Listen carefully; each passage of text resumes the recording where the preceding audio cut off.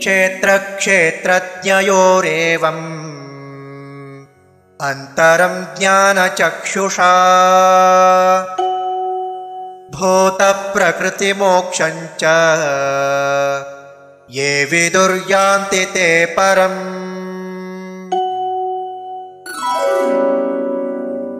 इति श्रीमद्भगवद्गीतायां श्रीकृष्णार्जुनसंवादे क्षेत्रक्षेत्रज्ञयोगो नाम त्रयोदशोऽध्यायः।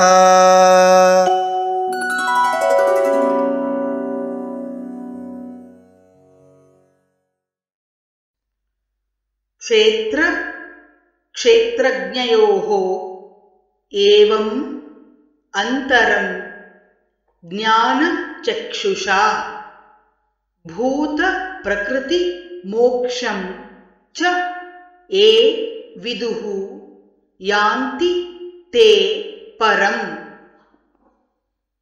क्षेत्रक्षेत्रजयोरेवम् क्षेत्रक्षेत्रजयोरेवम् अन्तरं ज्ञानचक्षुषा अन्तरं ज्ञानचक्षुषा भूतप्रकृतिमोक्षं च भूतप्रकृतिमोक्षं च ये विदुर्यान्ति ते परम्। ये विदुर्यान्ति ते परम्। क्षेत्रक्षेत्रजयोरेवमन्तरं ज्ञानचक्षुषा क्षेत्रक्षेत्रजयोरेवमन्तरं ज्ञानचक्षुषा भूतप्रकृतिमोक्षं च ये विदुर्यान्ति ते परम्। भूतप्रकृतिमोक्षं च ये विदुर्यान्ति ते परम्। क्षेत्रक्षेत्रजयोरेवमन्तरं ज्ञानचक्षुषा भूतप्रकृतिमोक्षं च ये विदुर्यान्ति ते परम्।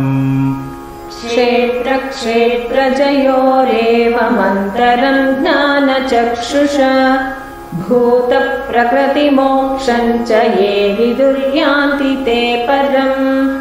ॐ तत्सदिति श्रीमद्भगवद्गीतासूपनिषत्सु ॐ तत्सदिति श्रीमद्भगवद्गीतासूपनिषत्सु ब्रह्मविद्यायां